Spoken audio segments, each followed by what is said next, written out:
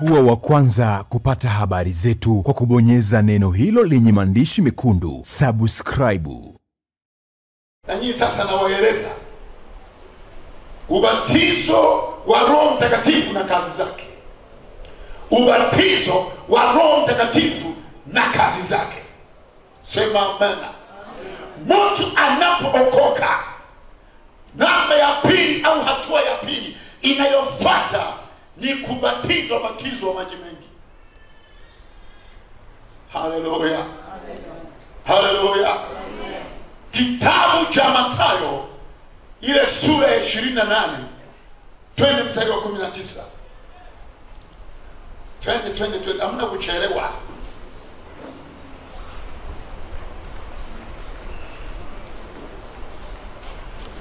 Wilson, twende.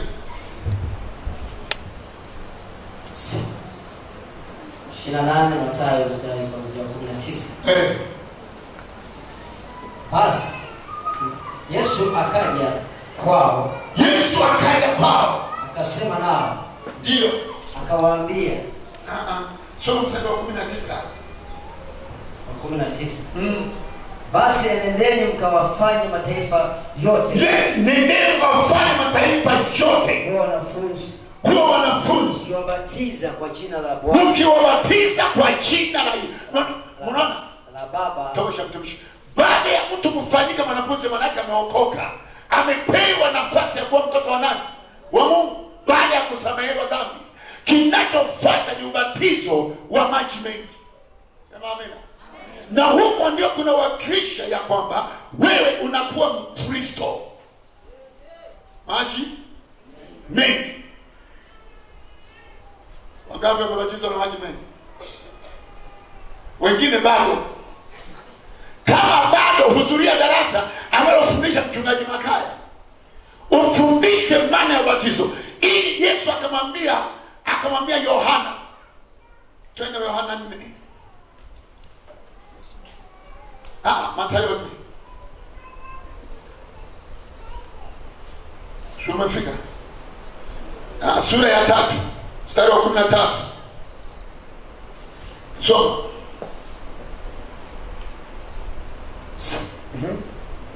Wakati huo Yesu akaja kutoka Galilaya. Mpaka Yordani. Kwa Yohana ili abatizwe. Lakini Yohana alitaka kumzuia. Akisema, mimi nahitaji kubatizwa na wewe. Nawe waja kwangu. Yesu akamjibu. Akamwambia, kubali hivi sasa. Kwa kuwa ndivyo itupasavyo kuitimiza haki yote. Haleluya. Asante. Kubali. Unaona sasa, huyo ni nani? Huyo ni Yesu. Kama Yesu alibatizwa katika ubatizo wa maji mengi, wewe ni nani hata ugome? Kama mtu umeokoka, na ishara ya kubatizwa ni kunyenyekea. Ishara ya kubatizwa ni kufa pamoja na Yesu na kufufuka. Haleluya. Ishara ya batizo ni kuonyesha umetimiza haki za Kikristo. Batizo wa maji mengi. Kinachofuata pale ni ubatizo wa Roho Mtakatifu. Matendo 19 mstari wa 1 mpaka wa 7. Matendo 19 mstari wa 1 mpaka wa 7. Ikawa Apolo alipokuwa Korinto. Paulo akisha kupita kati ya nchi za juu. Akafika Efeso. Akakutana na wanafunzi. Kadha wa kadha. Huko. Akawauliza. Je, mlipokea Roho Mtakatifu mlipoamini? Mlipokea Roho Mtakatifu mlipoamini? Wakamjibu, la. Hata kusikia kwamba kuna Roho Mtakatifu hatukusikia. Akawauliza, basi mlibatizwa kwa batizo gani? Sasa mlibatizwa kwa batizo gani? Wakasema, kwa batizo wa Yohana. Tulibatizwa kwa batizo wa Yohana. Paulo akasema, Yohana alibatiza kwa ubatizo wa toba. Akiwaambia watu wamwamini yeye atakayekuja nyuma yake. yaani Yesu. Waliposikia hayo wakabatizwa kwa jina la Bwana Yesu. Waliposikia hayo wakabatizwa kwa jina la Bwana Yesu. Na Paulo alipokwisha kuweka mikono yake juu yao, Roho Mtakatifu akaja juu yao, wakaanza kunena kwa lugha na kutabiri. Na jumla yao walipata wanaume 12.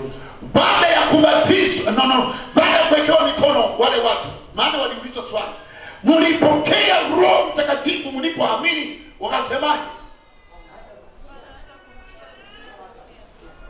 Watu na watu humu ndani hao wameshaenda huko. Mimi nimeachia kwa makusudi nione waliolala, nione walioamka. Paulo anawauliza, mlibatizwa kwa batizo gani? Wakasemaje? Mmechendeshwa.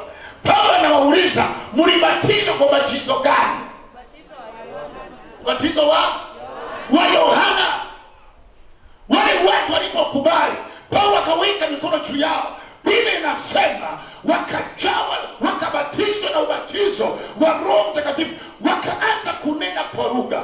Walipokwisha kunena kwa lugha, kilichofuata walianza kutabiri. Amina. Mtu anapojawa na au anabatizwa, ubatizo wa Roho Mtakatifu ni sawasawa na generator inafua umeme. Amen. Amen.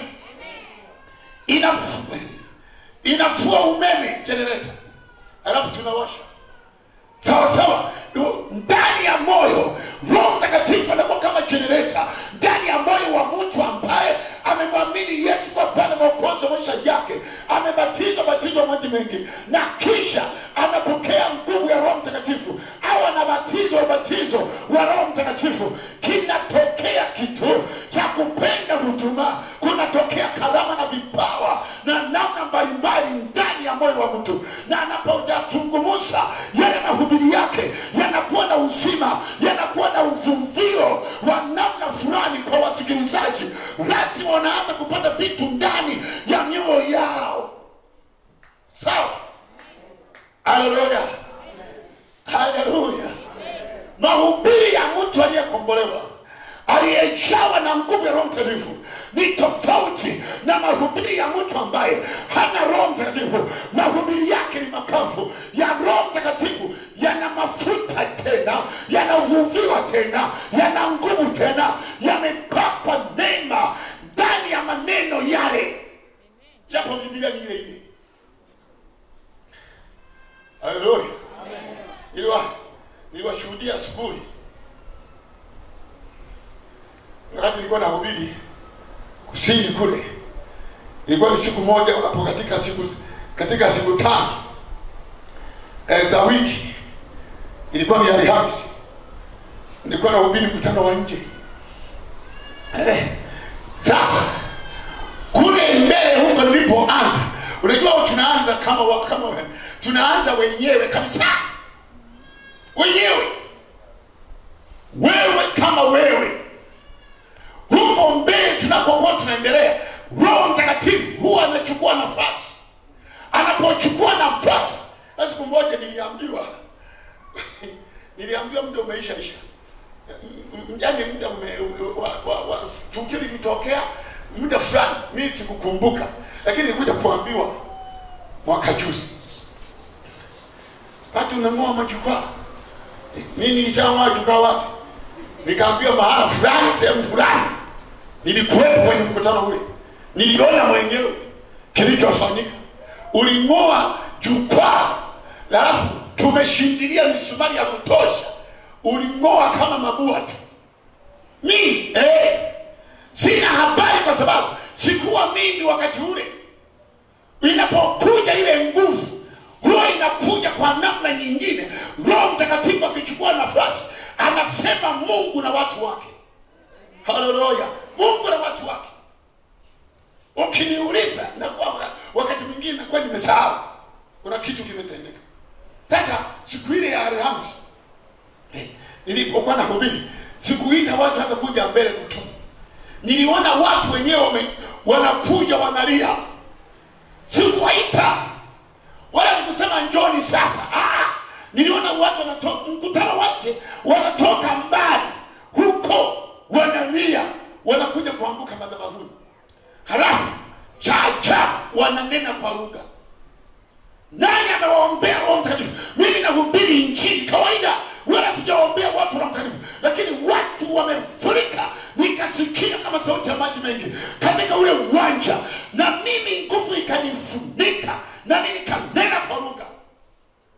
Uwanja nikawa nasikia halafu nasikia hapo wanalia, huko wanalia, huko wanalia, huko wanalia, uwanja wote. Nilisubiri labda pengine watakatisha, hamna. Mimi nikaondoka, nikamwacha mchungaji mwenyeji, nikaenda kwenye nyumba ya mchungaji, ilikuwa karibu na kanisa. Kaenda kukaa kusubiria watu wanichukua nipeleke pa kulala. Walitoka watu giza, wanaimba pambio sinagoga, wanaimba pambio hawaitikii. Watu ndio nguvu inachochewa.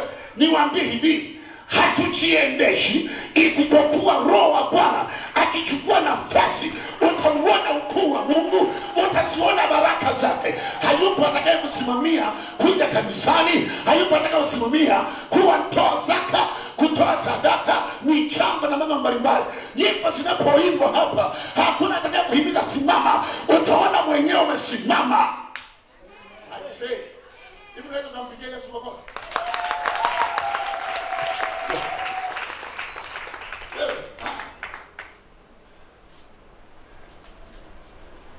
Basi.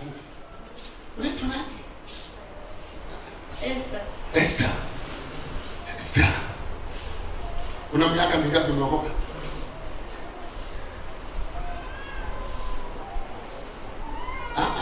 Mimi nauliza tu, una miaka mingapi umeokoka? Ukumbuki hata miwili inafika. Inazidi miwili. Umetosha. Unajua kwa nini nimemwita? Umeona hapa? Yeye iwe ni kwaya, iwe ni sifa, hajatulia chini. Amekuwepo hapa na siku, na anapo siku mtu kutoka ndani, unamuona huyu mtu hakuna sio mwenyewe, bali kuna nguvu fulani inayomfanya generate mule ndani ya moyo wake. Ilaha. Haleluya. Ilaha. Soma kitabu cha Matendo 1 mstari wa 4. Matendo 1:4 mstari. Roho Mtakatifu. Twende sasa.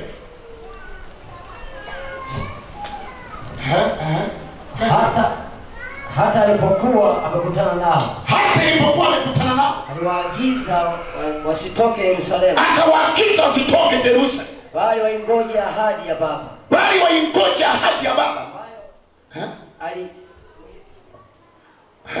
Ambayo mlisikia habari zake kwangu. Ya kwamba Yohana alibatiza kwa maji. Bali ninyi mtabatizwa katika Roho Mtakatifu. Baada ya siku hizi chache. Tosha baba. Baada ya siku hizi chache nifanyie fanyeni. Ukiweza piga makofi. Bwana wa Mungu, tamani sana mjao na Roho Mtakatifu. Hii habari ni baada ya Yesu amefufuka. Na baada ya hapo akawa amewahusia haya maneno. Hebu tuongezee mstari wa Injili ya Yohana 16:7 mstari.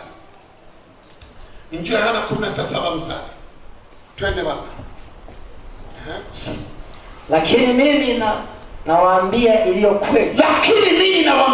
Inawafaa ninyi mimi niondoke. Yaani ni inawafaa mimi nikiondoka. Kwa maana mimi nisipoondoka. Huyu msaidizi hata kuja kwenu.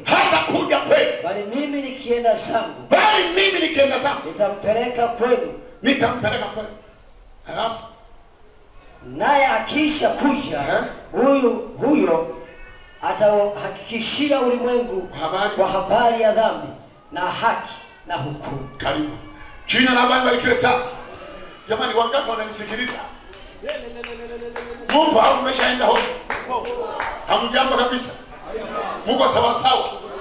Unaweza ukasema ndio. Unaweza tena ukasema ndio. Sema Yesu. Yesu. Yesu. Sema Yesu nibariki. Sema Yesu nibariki. Sema Yesu nibariki.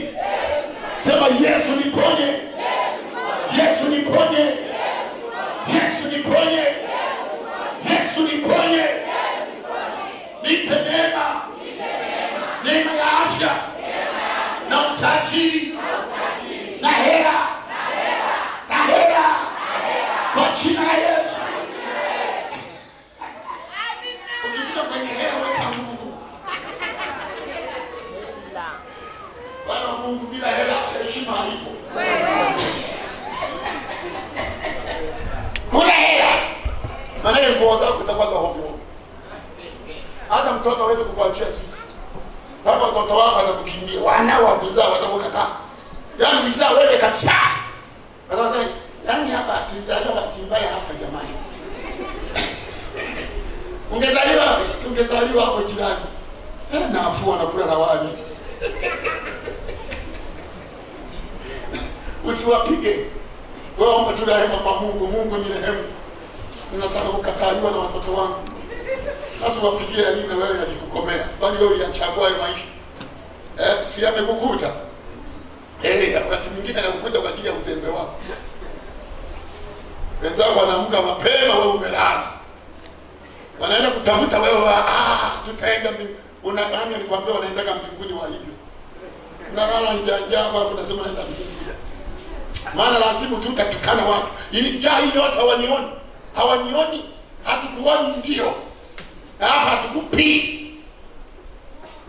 Ili ukome sawa sawa. Imeni na wivu wa maendeleo. Wivu wa nini?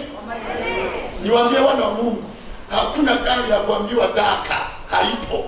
Daka gari. Nakuja gari luka. Gari ya kudaka, itoke wapi ya kudaka hewani? Nyumba ya kudaka. Daka nyumba yako, daka nyumba yako. Piga kazi, nunua kiwanja. Jenga nyumba. Halafu nitakujana nasikia mzigo wa kuombea watu kujenga nyumba. Toka jana. Tena sikia kabisa niombee watu wakajenge nyumba. Niwapangie wito.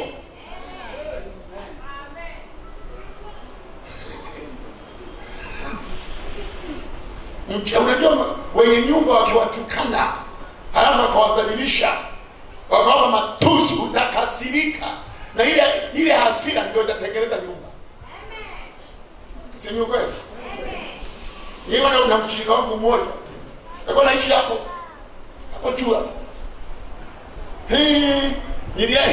Nilienda wakati wa mwaka huo sio mwaka gani. TV alikuwa nayo mmoja tu kanisani. Sio mwaka gani? 98. Alikuwa nayo mmoja tu kanisani. Sasa nikajenga tabia ya kwenda kusikiza taarifa ya habari saa 2. Mwaka ule ukimaliza tu taarifa ya habari, kombe la dunia. Sasa na kombe la dunia unanitazamia wapi? Ni pale pale. Hapo na siku ile sasa ikawa balaa. Ikapigwa Brazil. Nini ile? Brazil ilifunga watu gani? Wakarudi. Brazil ilichukua kombe la dunia. Wakagani ule? Kwa 98 ile. Kachukua kombe la dunia. Brazil ilifungwa na Brazil. Na nani? Na Ufaransa. Yalikuwa matatu. Goli 7 si ya juzi. Goli 7 ilipigwa na Ujerumani. Lakini hii ni Wafaransa walifunga Brazil. Zilikuwa hizi. Ronaldo alipohojiwa alisema mpira ulikataa. Nikamuelewa vizuri. Mpira ulikataa. Hivyo mpira. Sasa nikawa pale. Kumbe mwenye nyumba ameshasahau kwamba alishalipwa kodi. Akaja amelewa. Tena mwanamke. Alimtukana mshirika wangu. Mume wake alikuwa alipepa mama. Alitukana matusi. Mnajitaini. Mbona nyumba zimewashinda? Mmeshashinda kujenga. Nipeni hela yangu leo. Mimi nimo na mshirika wangu. Mmewaka Ayubu. Yule mama alitukana matusi ya kutosha. Aitaka kujibu, nikamwambia usijibu neno. Tulia, sijibu.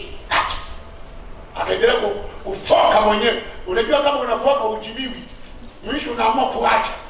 Kama unajibiwa ndio unapamba moto. Na nyinyi wanaume, wanawake mlioolewa, mwanaume akija juu, wewe nyamaza. Kazi yako ni kuomba msamaha hata kama amekosea wewe. Wewe unakuwa tu Baba Mariamu nisamehe. Nisamehe tu. Lakini amekosea yeye, Baba Mariamu nisamehe. Sitarudia tena Baba Mariamu. Lakini amekosea yeye. Utakiona anasema usirudie. Muone. Sasa wewe anafanya na wewe utapigwa. Utatoka meno 30. Tabaki mawili tu. Tena unaweza kubakiziwa na hapa na rabu. Rabu hapa dirisha. Hallelujah. Sasa yule mshirika wangu alikuwa na nyumba hajaimalizia. Ilikuwa haina milango na madirisha. Haina lipo, haina sakafu. Yaani mraba una akaenda kikazini kwa akaenda kuomba ni chuma. Dawati ni chuma. Anasema hii tafungia mlango. Ila kesho tunahama.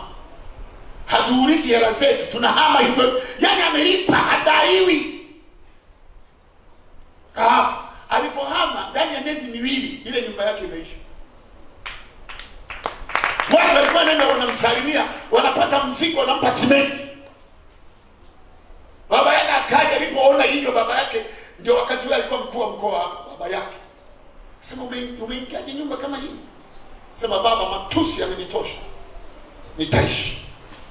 Baba akasema kesho nakuleta simenti. Sasa angelikuswaje kama asingeingia?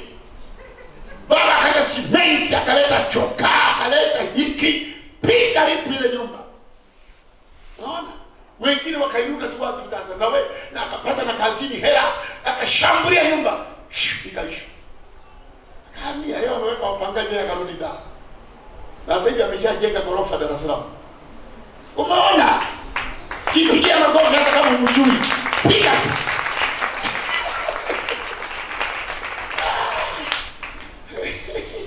Piga tena.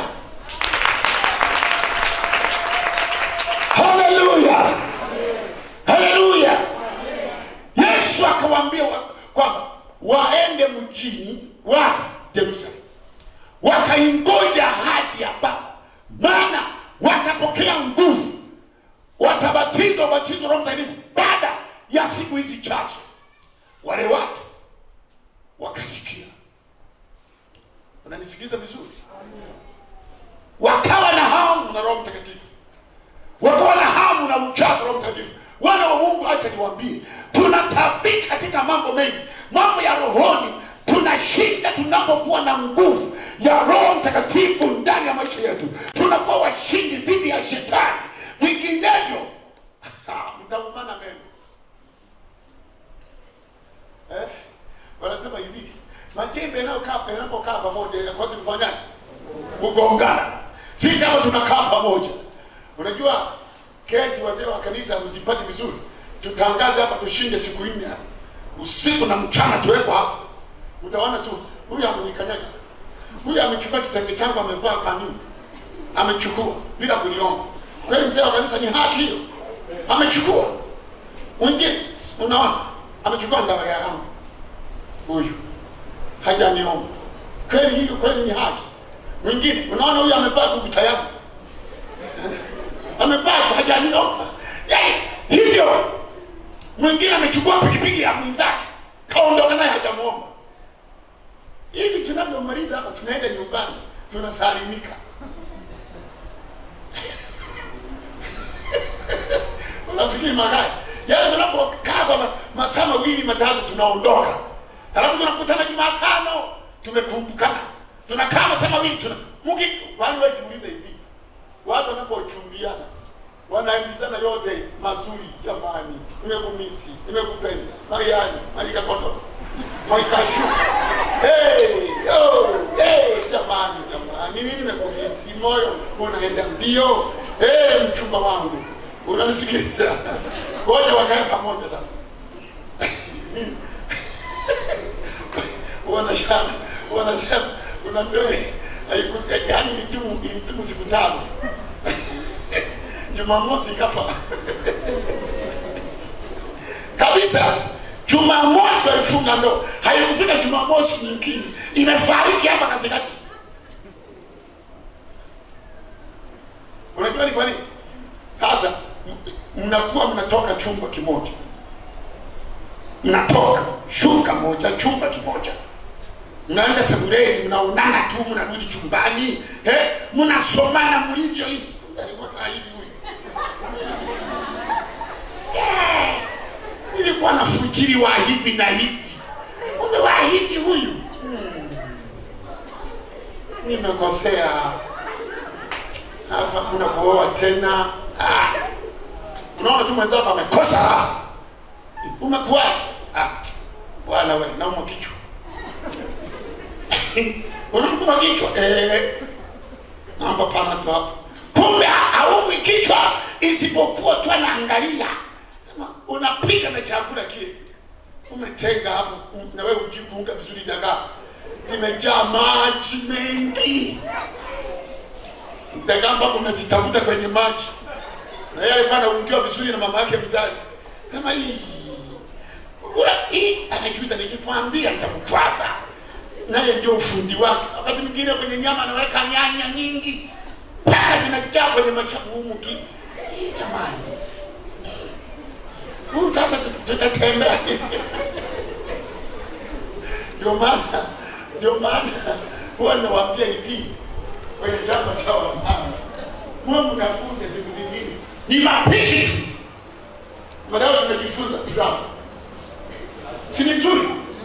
Na ile somo linatangazwa kama Jumapili kwamba Jumanne tuna somo la upishi wa pilau. Siku nyingine tunapika biriani. Biriani hapa wamama kama 6 mnaojua. 99% hapa mjini biriani.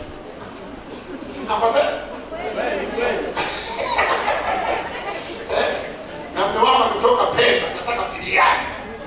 Unafanyaje sasa? Utafanyaje? Unatangaza unamtafuta, unaenda hoteli management kule. Mnamwazima mpishi. Unaambia tutakupa posho ya 20 hipo. Njoo fundishe biriani. Anakuja mtaalamu hapa. Na mtaalamu anambia tutakuwa na mtaalamu kutoka Mwanza hoteli. Anakuja kutufundisha biriani. Unaona wamama wamefuru kutaka material ya biriani. Nawasema mnaazima kule hoteli management wanakuja hapa wanaambia wewe mpendwa tunaweza kupa tu nauli, hatuna chochote sisi. Tutajifunza kupika mihogo. Una mihogo ukiila wewe hutajua kwamba huu ni muhogo mpaka utaambiwa kesho mtu. Ndio naambia huo ulikuwa ni muhogo. Nilikuwa nafikiri kababu muhogo. Haleluya! Haleluya! Tikisa kidogo mkono. Mnajisikia vizuri? Mko vizuri? Kanisani. Sio kwamba tukurundikie makunga alafu uende nyumbani. Mume wako alikupika usiku na mchana unao tukuhubiri makungu tukutukane. Sasa tutapumzikia wapi? Kanisani unategemea amani, nakutana marungu. Humu kanisani ni karakana. Unatoka na furahi. Umeyasahau majari kuchambana. Siku nyingine mnamta mtaalamu wa mambo ya ndoa. Mnatangaza hapo tulikuwa na mtaalamu wa mambo ya ndoa. Anakuja hapa. Kuna mama mmoja wanamtaja mara nyingi. Kuna siku walikuwa na PPN hapo. Huyo mama alitoka Arusha. Wewe mama nani? Mtafuteni huyo mama. Niwape siku 3. Awafundishe tu. Mimi niliibia. Maana walikuwa ni wamama tumika ibia. Nikakaa kule nyuma hawajui kwamba ni ndani. Nikakaa kule nyuma Yule mama alitembea. Nikasema wamama wa hivi wa mafundisho haya wachache, nikampenda kwamba laiti angefundisha washirika wote. Kama mmemsahau, muulizeni sasa yule binti yule, atawaeleza. Yule niko tayari kumsikiliza, na mimi nikae pembeni nimsikilize, awape material ya ndoa. Sometimes wanaume wanachelewa kwa sababu kuna visababisho vya mwanaume awadi wao. Sasa unakuja tu ukasirika, shamba sasa anajibu saa hii, ulikuwa wapi? Na uniambi ulikuwa wapi? Mama, si tulikuwa kwenye ibada tukachelewa, tukaanza vikao na nini. Kila siku ni wewe tu. Wewe ndio mchungaji. Wewe ndio mchungaji. Yaani wapendo wanakibarua huko, wapendo wanakibarua. Wengine anaambia kwanza wewe sio size yangu. Mimi nashangaa tu ilitokea. Wewe sio size yangu. Cheki kwanza afu jicheki na size yangu. Basi tu yalitokea. Mimi sijui kwanza. Sijui. Utaenda wapi sasa? Ukaharisha.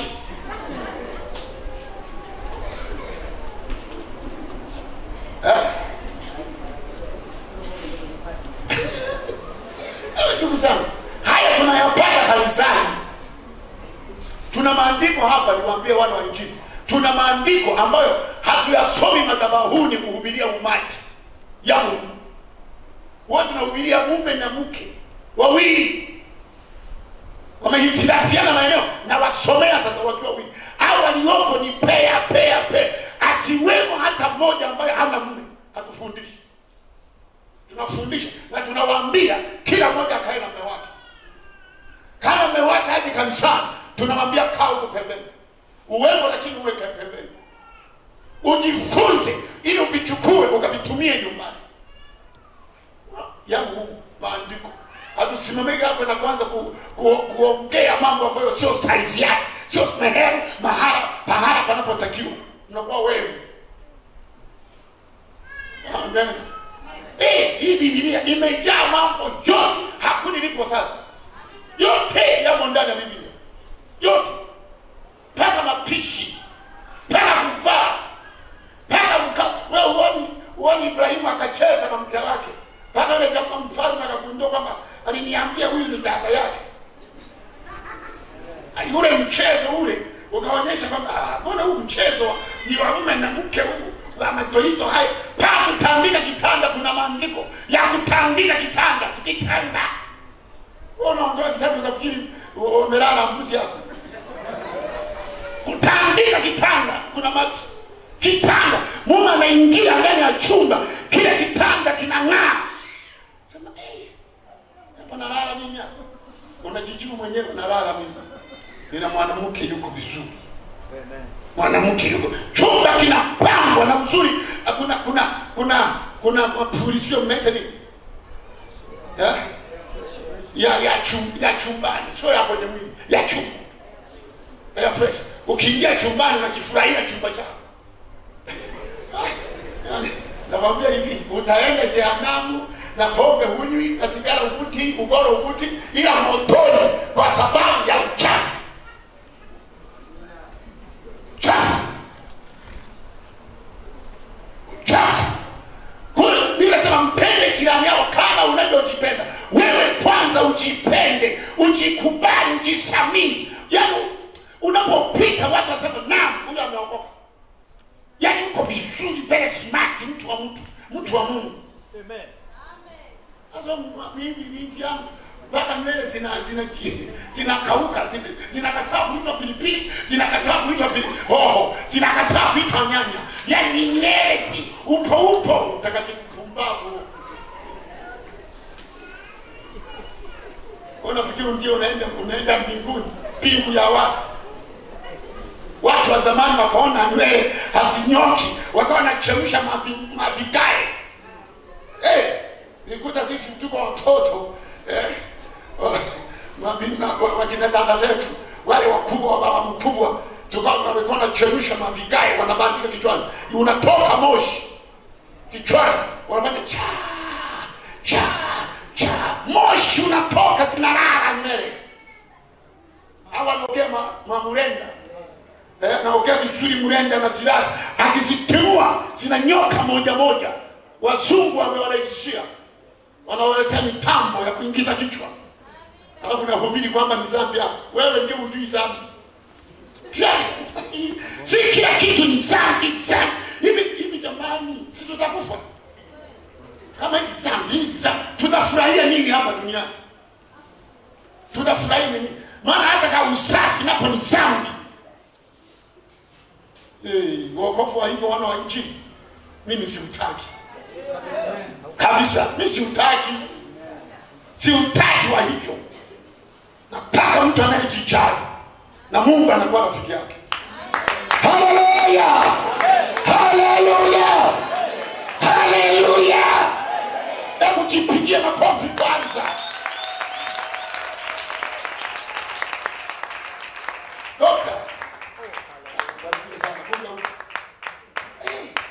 Dokta, niko sawa.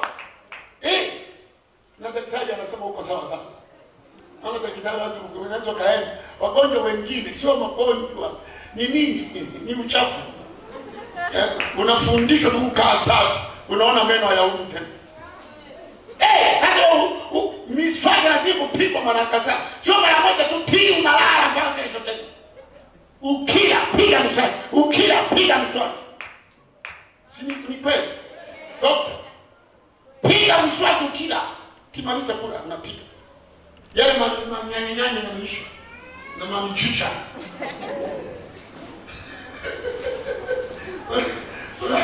Unaelewa? Sema amina. Haya, wapenzi wa Mungu. Twende zetu. Mstari wa kwanza. Matendo ya Mitume sura ya 2 kuanzia mstari wa kwanza. Hata ilipotimia siku ya Pentekoste, walikuwako wote mahali pamoja. Kukaja ghafla toka mbinguni uvumi kama uvumi wa upepo wa nguvu ukienda kasi, ukaijaza nyumba yote waliokuwa wameketi. Ukawatokea ndimi zilizogawanyikana kama ndimi za moto uliowakalia kila mmoja wao. Wote wakajazwa Roho Mtakatifu, wakaanza kusema kwa lugha nyingine kama Roho alivyowajalia. Wale watu walikuwa mahali pamoja. Unajua mtumishi wa Mungu aliambiwa hivi, Yesu alipokwisha kufufuka, aliwatokea wanafunzi wale kwa muda wa siku ngapi watumishi? 40. Anawatokea, wanafanya ibada, Yesu anatoweka. Hivyo ili baadaye akawachukua wakaenda naye kwenye milima ya Mizeituni. Walipokuwa mahali pale, akawapa maneno. Mmoja wapo akawaambia, nendeni ulimwenguni mkafanyaje? Mkaihubiri Injili kwa kila aminiye ataokoka. Ishara hizi zitafuatana hao waaminio. Kwa jina langu mtafanyaje? Mtatoa pepo. Yale yote yalikuwa ni mahusia ya pale mlimani kwenye milima ya Mizeituni.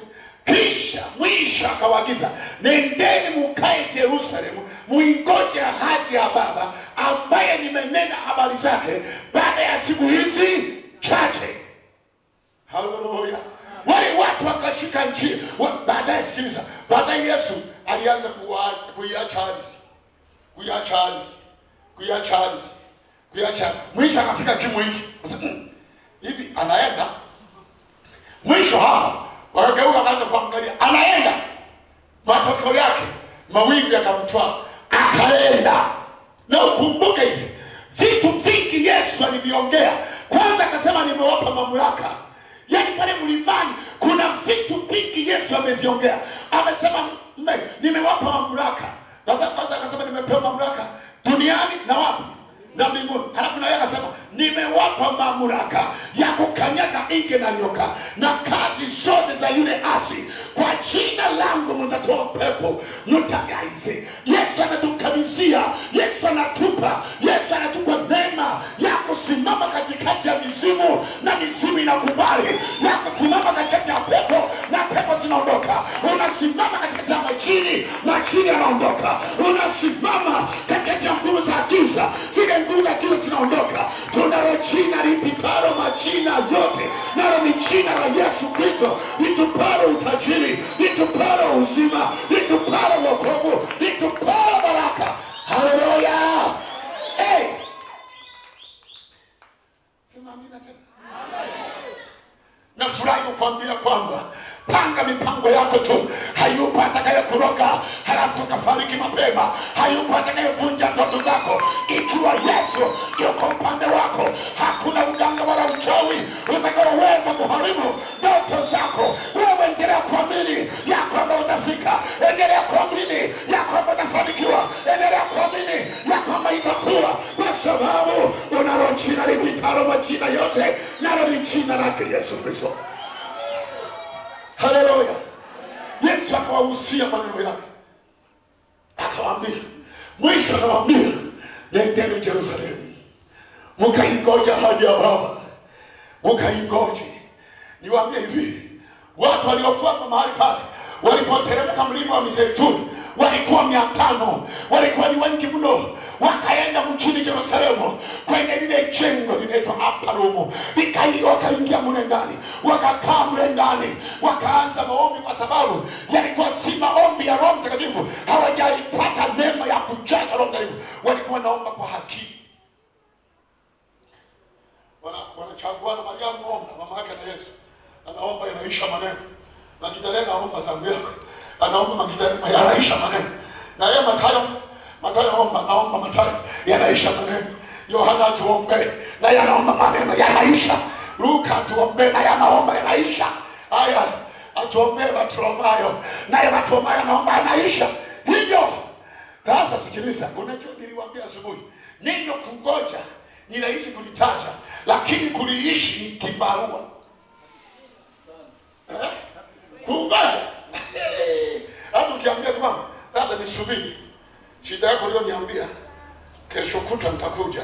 Nisikuja kesho kutwa kwenye Jumaa au Alhamisi hapa au Jumamosi, unasikia, naondoka, nakuta. Huyu bwana ameniambia yao ni shida yangu. Unaondoka, unaenda kujitafutia wewe mwenyewe.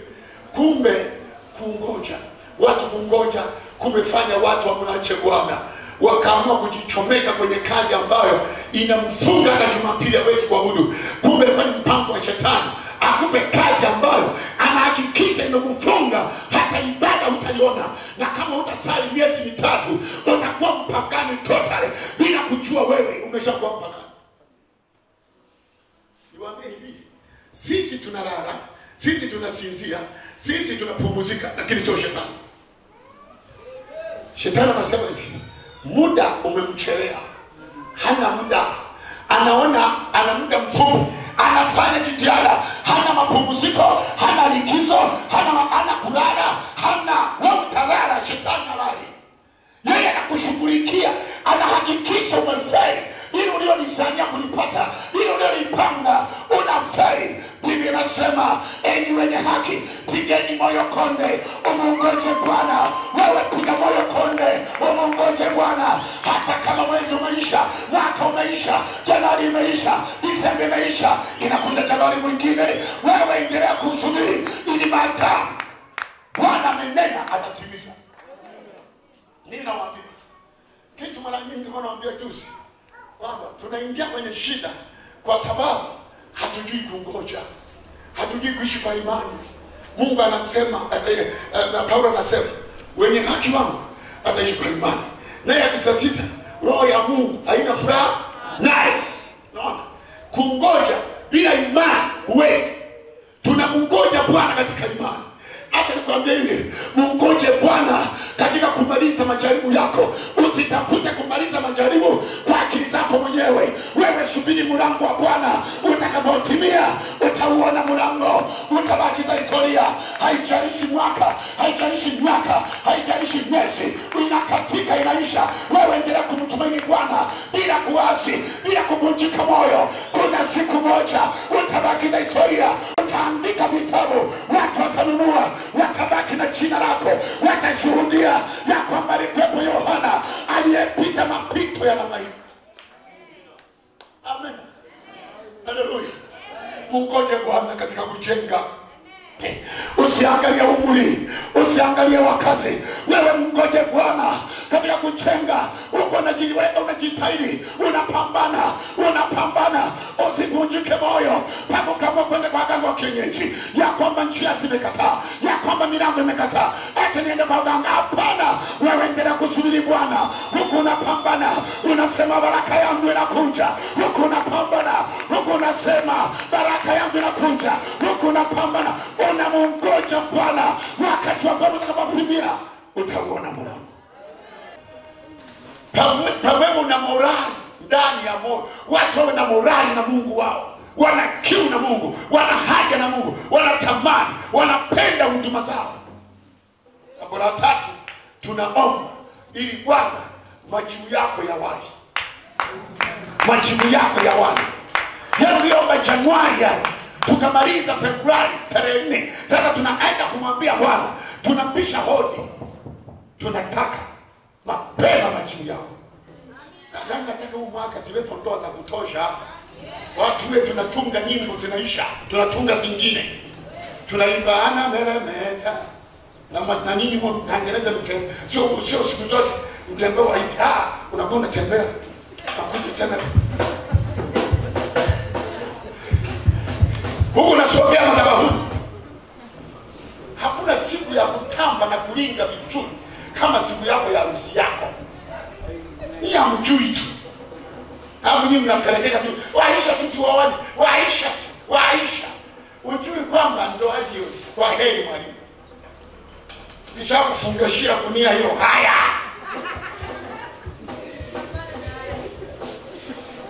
Kwani msiende taratibu? Ili tukuimbie. Ana mereme. Yaani tukuimbie. Na wewe siku ile ni bosi wetu. Yaani wewe unapunga tu mkono. Utafikiri mheshimiwa fulani. Unapunga tu mkono. Unapunga. Wapo akina mama wanapiga tufilimbi. Ni siku yako.